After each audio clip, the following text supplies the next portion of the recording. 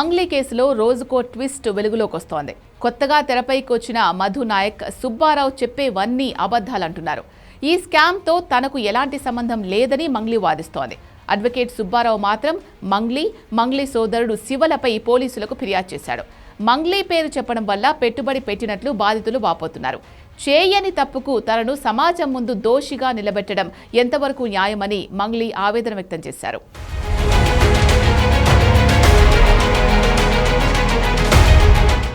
Singer Mangli కేసులో ట్విస్టుల మీద ట్విస్టులు వెలుగులోకి వస్తున్నాయి. కొత్తగా తెరపైకి మధు నాయక్ పేరు వచ్చింది. మధు నాయక్ మంగ్లీ పేరు వినిపించడం వల్లే తాము నమ్మి పెట్టుబడులు పెట్టామని బాధితులు చెప్తున్నారు. అయితే పరారీలో ఉన్న రమావత్ మధు తాజాగా వీడియో విడుదల చేయడం కేసులో కొత్త ట్విస్ట్ బయటకొచ్చింది. ఆ వీడియోలో అడ్వకేట్ సుబ్బారావు చెప్పిన ఆరోపణలు వాస్తవాలు కావని స్పష్టం చేశారు. తాను కూడా మోసపోయానని, హిమకాంత్ రెడ్డి అనే వ్యక్తి కంపెనీ డబ్బులను తన దగ్గరే ఉంచుకున్నాడని ఆరోపించాడు. ఆ డబ్బులు బినామీల వద్ద ఉన్నాయని, వాటిని తిరిగి తీసుకుని బాధితులకు ఇవ్వాలని కోరాడు. అడ్వకేట్ తన దగ్గర డబ్బులు డిమాండ్ చేశాడని, సెలబ్రిటీల ఫోటోలు, ఫోన్ నంబర్లు సేకరించి వేరే రీతిలో డబ్బులు వసూలు చేయాలనుకున్నాడని కూడా ఆరోపించాడు. అయితే ఇది ఒక పెట్టుబడి స్కీమ్ మాత్రమే కాదు. Real estate, import, export, trading వంటి రంగాల్లో పెట్టుబడులు పెడతామని చెప్పి అధిక లాభాలు ఇస్తామని ఆశ చూపించి డబ్బులు కాజేశారు. గోకులానందన ఇన్ఫ్రా ప్రైవేట్ లిమిటెడ్ అనే పేరుతో ఈ కార్యకలాపాలు నిర్వహించారు. మొదట కొంతమందికి రిటర్న్స్ ఇచ్చి నమ్మకంగా నటించారు. పెట్టుబడి పెట్టిన దానికంటే ఎక్కువ డబ్బు వస్తుండడంతో చాలా మంది డబ్బులు పెట్టడానికి ముందుకొచ్చారు.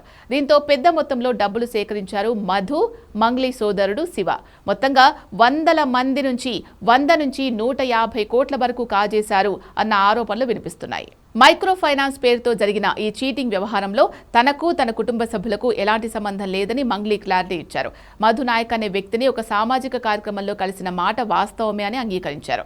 అయితే అతని వ్యాపార లావాదేవీల గురించి తనకు ఎలాంటి సమాచారం లేదు అన్నారు. ఈ వ్యవహారం తెలిసిన తర్వాత బాధితులకు అన్యాయం జరగకూడదు అనే ఉద్దేశంతో అడ్వకేట్ సుబ్బారావుతో కలిసి వెళ్లి మధు నాయక్ పై పోలీసులకు ఫిర్యాదు చేసినట్లు వెల్లడించారు. ఈ కేసులో అసలు నిందితులను వదిలేసి కొందరు వ్యక్తులు కేవలం తనను టార్గెట్ చేస్తున్నారని మంగ్లీ ఆరోపించారు. హేమకాంత్ రెడ్డి, అడ్వకేట్ సుబ్బు, మధు నాయక్ వంటి పేర్లను ప్రస్తావించారు. వీరంతా కావాలనే తన ప్రతిష్టను దిగజార్చేందుకు ప్రయత్నిస్తున్నారని విమర్శించారు. చూడండి, Ramavath Madhu and Subbu, Sigapogu and Hemakanth Reddy fair investigation కోసం అమాయక ప్రజలు తమ కష్టార్జితాన్ని, డబ్బును పోగొట్టుకున్నారని మంగ్లీ తెలిపారు. తాను జీవితకాల కష్టంతో సంపాదించుకున్న పేరును, పరువును పోగొట్టుకుంటున్నట్లు వాపోయారు. ఈ కేసులో తాను కూడా ఒక బాధితురాలనే అంటూ ఆమె కన్నీటి పర్యంతమయ్యారు. చెయ్యని తప్పుకు తనను సమాజం ముందు దోషిగా నిలబెట్టడం ఎంతవరకు న్యాయమని ఆమె ప్రశ్నించారు. ఇందులో నా ఇన్వాల్వ్మెంట్ 1% కాదు కదా, 0% కూడా లేదు. 3 years నుంచి వాళ్ళు ఈ దందా నడిపిస్తున్నారంట. వాళ్ళందరూ కూడా బాలాజీ నాయక్, మధు నాయక్, ఇంకెవరెవరో హేమకాంత్ రెడ్డి, ఇంకోరు ఎవరెవరో ఉన్నారు. వాళ్ళంతా గొలుసు కట్టులా ఉన్నారు. వాళ్ళు నాకు అసలు తెలీదు. అన్యం పుణ్యం ఎరగని మమ్మల్ని, నన్ను, నా ఫ్యామిలీని దయచేసి రోడ్డుకి కొన్ని రోజుల క్రితం అడ్వకేట్ సింగపోగు సుబ్బారావు పంజాగుట్ట పోలీసులకు ఫిర్యాదు చేశారు. సింగర్ మంగ్లీతో పాటు ఆమె సోదరుడు శివపై తీవ్ర ఆరోపణలు చేశారు. మీడియా ఇంటర్వ్యూ జరిగిందండి. మరి మీడియా ఇంటర్వ్యూలో ఎందుకు శివ మాట్లాడలేదు? మంగ్లీ తమ్ముడు శివ ఎందుకు నోరు మెదపలేదు? అతను ప్రధాన నిందితుడు, అతను కూడా ఉన్నాడు. సో ఇదంతా వాళ్ళంతా కలిసిగట్టు చేసింది. మంగ్లీ బ్యాక్ ఎండ్ లో ఉండి వాళ్ళ తమ్ముడితో ఇదంతా నడిపించింది.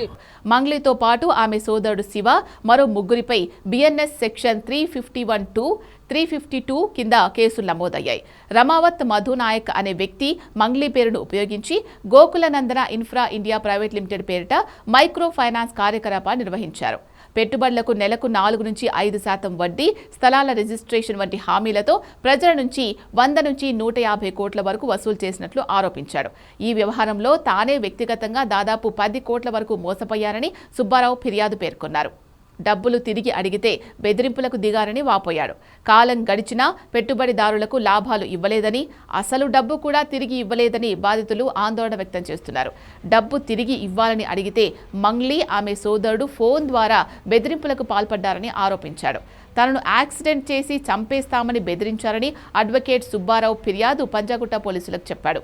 ఈ కేసులో కీలక నిందితులుగా రమావత్ మధు, బాలాజీ నాయక్, భరత్ చౌహాన్ పేర్లు వెలుగులోకి వచ్చాయి. వీరిపై నల్గొండ, గద్వాల్ జిల్లాల్లో మొత్తం 62 కేసులు నమోదయ్యాయి. పెట్టుబడుల పేరుతో కోట్ల రూపాయలు వసూలు చేసి పరారైనట్టు ఆరోపణలున్నాయి.